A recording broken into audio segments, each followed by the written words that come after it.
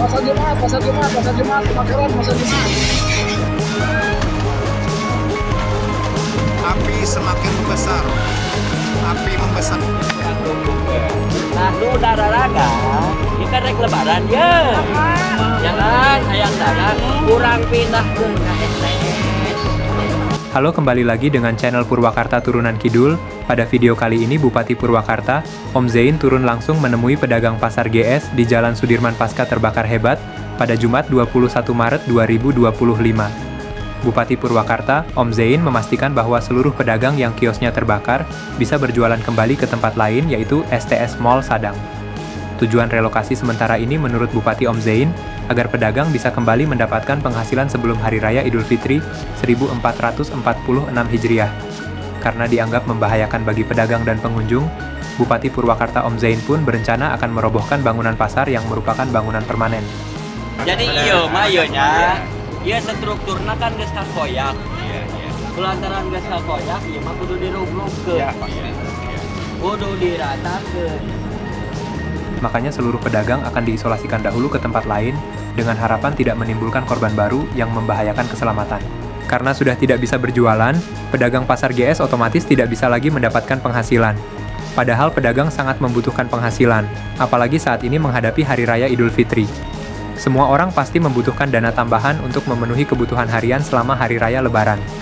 Mengatasi solusi itu, Bupati Purwakarta Om Zain memberikan solusi dengan cara memindahkan pedagang untuk kembali berdagang agar memiliki penghasilan, yaitu dengan cara memindahkan pedagang ke STS Mall Sadang yang dibangun di atas tanah milik Pemda Purwakarta. Lu udah olahraga, ieu kan rek lebaran ya. Jangan hayang dagang, kurang pindahkeun ka STS.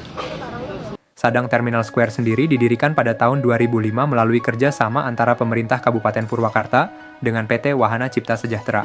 Proyek MAL merupakan bentuk alih fungsi dari Terminal Sadang, salah satu terminal bus terpenting di Purwakarta pada zamannya. Terminal tersebut ditutup pasca pembukaan pintu tol Sadang yang memberi akses dari dan ke jalan tol Cikampek Purwakarta Padalarang pada tahun 2003. Berdasarkan data, ada sebanyak 169 kios yang terdapat di Komplek GS di Jalan Sudirman.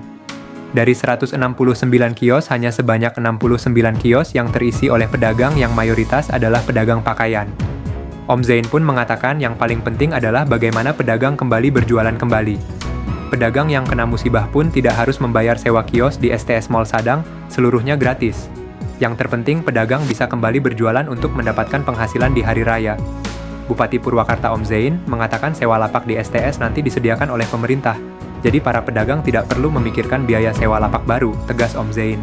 Bupati Purwakarta, Om Zain juga meminta agar pedagang pasar GS bersabar dan bisa memilih opsi untuk relokasi sementara ke STS Mall Sadang. Dan nanti untuk modal belanja Bupati Purwakarta Om Zain sedang memikirkan opsi dan skemanya.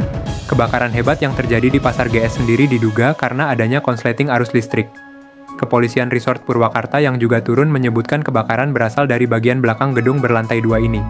Seperti dikatakan oleh Kanit Reskrim Polsek Purwakarta Kota AKP Ahmad Sodikin mengatakan, kebakaran diduga bermula dari bagian belakang gedung pasar, tepatnya di sekitar gardu listrik. AKP Ahmad Sodikin mengatakan, belum dapat dipastikan penyebabnya, tapi informasi yang kami terima, api berasal dari bagian belakang yang dekat dengan gardu listrik. Kebakaran juga diperparah karena banyaknya material yang mudah terbakar seperti kain, sehingga api mudah membesar. Untuk dapat memadamkan kebakaran ini, sebanyak 13 unit mobil pemadam kebakaran dikerahkan ke lokasi untuk memadamkan api. Namun proses pemadaman terkendala oleh hembusan angin kencang yang membuat kobaran api semakin membesar. Nah, kesimpulan video ini ialah apa yang dilakukan Bupati Purwakarta Om Zain ingin agar pedagang pasar GS kembali berjualan dan memiliki penghasilan sebelum Hari Raya Idul Fitri, sehingga masyarakat utamanya pedagang tetap bisa berjualan.